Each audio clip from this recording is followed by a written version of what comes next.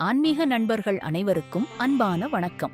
ஒரு நாள் கைலாசத்தில் சிவபெருமானை பார்க்க சென்ற நாரத முனிவர் சிவபெருமான் நோக்கி ஒரு கேள்வி எழுப்பினார்.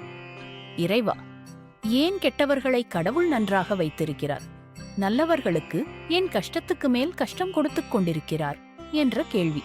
இது அனைவரின் மனதிலும் எழும். இவ்வாறாக கேட்க அதற்கு சிவபெருமான் கூறுகிறார், இந்த கேள்விக்கான பதிலை நான் உனக்கு ஒரு சிறிய கதையின் மூலம் கூறுகிறேன், நன்றாக கேட்டுக்கொள் என்றார். நண்பர்களே, நீங்களும் இந்த கதையும் முழுமையாக கேளுங்கள்.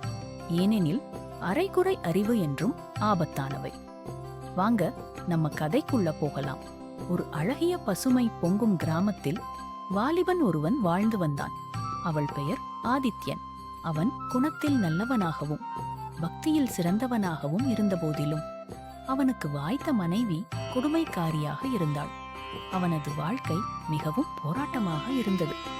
வேலை நேரத்தை தவிர்த்து மற்ற நேரங்களில் கடவுளை வணங்குவதிலும் தியானம் செய்வதிலும் செலவிட்டான். ஆனால் பக்தியுடன் கடவுளை வணங்கினாலும் அவனுடைய கஷ்டங்கள் குறையவில்லை. தினமும் புது புது பிரச்சனைகளில் சிக்கி மனதளவில் துவண்டு போனான். அதே ஊரில் கெட்ட எண்ணங்கள் நிறைந்த பணக்காரன் ஒருவன் இருந்தான். அவன் பெயர் கபிலன். தன் சந்தோஷத்திற்காக எந்த செயல்களையும் குற்ற உணர்ச்சி இல்லாமல் செய்து கொண்டு மகிழ்ச்சியாக வாழ்ந்து கொண்டிருந்தான். அவனுக்கு நல்ல குணமுடைய பக்தியில் சிறந்த மனைவியும் அமைந்திருந்தாள். ஆனால் அவனுக்கோ துளியளவும் கடவுள் நம்பிக்கை இல்லை. அவன் அடிக்கடி ஆன்மீகத்தையும் கடவுளையும் கேலி கிண்டல்கள் செய்து அந்த வாலிபனை நோகடிப்பான். இதனால் ஒரு கட்டத்தில் இருவரிடையே சண்டை ஏற்பட்டு வாக்குவாதம் அதிகமானது. கோபம் கொண்டு வாலிபன் இறைவன் மீது தனது பக்தி உண்மையாக இருந்தால் இன்னும் ஒரே வாரத்தில் நீ செய்த தவறுக்கு எல்லாம் தண்டனைகளை அனுபவிப்பாய் என்று சாபமிடத் தொடங்கினான். சிரித்துக்கொண்ட அந்த பணக்காரன், அப்படி நடக்கவில்லை என்றால் நீ ஆன்மீகத்தை கைவிட வேண்டும் என்று அந்த வாலிபனுக்கு சவால் விட்டான். அதற்கு ஒப்புக்கொண்ட வாலிபன் கடவுளிடம் தீவிரமாக பிரார்த்தனையில் ஈடுபட்டான். கடைசி நாளும் வந்தது. அந்த நாளில் பணக்காரன் கபிலன் காட்டிற்கு சென்று தேவைக்கு அதிகமான பறவைகளையும் விலங்குகளையும் வேட்டையாடி விருந்திற்காக வீட்டிற்கு வந்து கொண்டிருந்தான். வரும்பொழுது களைப்பாக இருக்கவே ஒரு மரத்தடியில் சிறிது நேரம் உறங்கலாம் என்று நினைத்தான். அப்படி உறங்கியவன் திடீரென உருண்டு அருகில் இருந்த ஒரு சிறிய பள்ளத்தில் விழுந்தான். அந்த பள்ளத்தில் தங்கமும் வைரங்களும் நிறைந்த புதையல்கள் இருக்க அதை பார்த்தவன் எல்லையில்லா மகிழ்ச்சியுடன் அதை எடுத்துக்கொண்டு வீட்டிற்கு வந்தான். இதற்கிடையே வயலில் வேலை செய்து கொண்டிருந்த வாலிபன் ஆதித்யனை மாடு முட்ட கடுமையான காயங்களுடன் படுத்த படுக்கையானான்.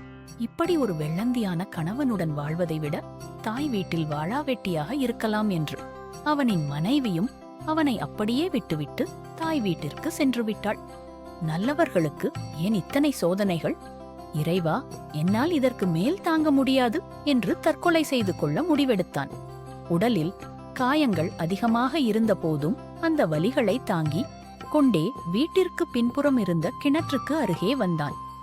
இறைவா, நான் உன்னை நம்பி அந்த பணக்காரனிடம் சவால் விட்டேன். ஆனால் அவனிடம் நான் தோற்கும்படி நீ செய்துவிட்டாய். உன்மேல் நான் வைத்திருந்த பக்திக்கும் நீ செவி சாய்க்கவில்லை. இப்போது நான் உயிருடன் இருந்தாலும் பிணத்திற்கு சமமான வாழ்க்கையை வாழ்ந்து கொண்டிருக்கிறேன். இந்த வாழ்க்கையை விட மரணமே சிறந்தது. நான் உன்னிடம் வருகிறேன், என்னை ஏற்றுக்கொள் என்று கூறியவாறே கிணற்றில் குதித்தான். அவன் கிணற்றில் குதித்த சில நிமிடங்களில் திடீரென்று தன்னை யாரோ தூக்குவது போல உணர்ந்தான். ஆம், எந்த கடவுளை அவன் பக்தியுடன் வணங்கினானோ அதே கடவுள்தான் அவனை காப்பாற்றினார். உடலும் மனதளவிலும் வேதனையுடன் இருந்த அவனுக்கு இறைவனை வணங்கத் தோன்றவில்லை. மாறாக சண்டை போடத் தொடங்கினான். தனது ஆதங்கத்தையும் ஆத்திரத்தையும் கொட்டி தீர்த்தான். அனைத்தையும் பொறுமையுடன் கேட்டுக்கொண்டிருந்த கடவுள் அவனை தன்னோடு அணைத்துக் கொண்டார். இறைவனின் அரவணைப்பால் சற்று ஆறுதல் அடைந்தான். நீண்ட மௌனத்திற்கு பிறகு இறைவன் பேச ஆரம்பித்தார். மகனே, நீ இப்பிறவியில் நல்லவனாக பிறந்தாலும் முற்பிறவியில் அந்த பணக்காரனை விட கொடுமைக்காரனாக இருந்தாய். நீ உன் மனைவியை ஒரு நாள் ஒருபொழுதும் மதிப்பதில்லை. ஆனால் அவனும் முற்பிறவியில் நல்ல காரியங்களை செய்து வந்தான். இல்லாதவர்களுக்கு தன்னால் முடிந்த உதவிகளையும் தான தர்மங்களையும் செய்து புண்ணியங்களை சேர்த்து கொண்டான். அதனால் இப்பிறவியில் அவனுக்கு சகல நன்மையும் கிடைத்தது. உனக்கும் நீ முற்பிறவியில் செய்த பாவங்களை அனுபவிக்க நேரிட்டது.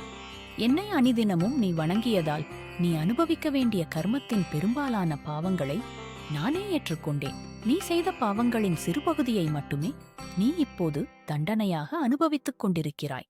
மனிதனாக பிறப்பெடுக்கும் எல்லோரும் முதலில் அவர்கள் செய்த பாவங்களுக்கான கர்மாவை அனுபவிக்கத் தொடங்குகிறான். ஆனால் கெட்டதை மட்டுமே செய்யும் ஒருவனுக்கோ அவன் முற்பிறவியில் செய்த புண்ணியங்களை அனுபவித்த பின் அவன் செய்த பாவங்களுக்கான கர்மா செயல்படத் தொடங்கும். அந்த பணக்காரனுக்கு கிடைத்த புதையல்தான் அவனுடைய கடைசி புண்ணிய பதிவாகும். அவன் செய்த அனைத்தும் புண்ணியங்களும் ஒட்டுமொத்தமாக செயல்பட்டு அவனுக்கு புதையலாக கிடைத்தது. முற்பிறவியில் அவன் செய்த புண்ணியங்களின் பலன் முழுவதும் அவன் அனுபவித்து விட்டான். இனி அவனின் பாவங்களுக்கான பலன் தொடங்கும் காலம் வந்துவிட்டது. உனக்கு இதுவரை நீ அனுபவித்த கஷ்டங்கள் உனது அனைத்தையும் பாவங்களையும் கரைந்துவிட்டன. இனி என்ன நடக்கப் போகிறது என்பதை நீயே உன் கண்களால் பார்த்துக்கொள் என்று கூறிவிட்டு இறைவன் மெல்ல மெல்ல மறையத் தொடங்கினான். கண்ணீரில் நீர் வழிய பார்த்து கொண்டே இருந்தான். நாட்கள் செல்லச் செல்ல வாலிபனின் உடல்நிலை சரியானது. அந்த ஊரில் இருந்த பணக்கார விதவை பெண் இவனை திருமணம் செய்து கொள்ள இவனும் பணக்காரன் ஆனான். குழந்தைகள், தொழிலில் வளர்ச்சி என்று அடுத்தடுத்து முன்னேற்றம் ஏற்பட்டு மிகவும் சந்தோஷமாக இருந்தான்.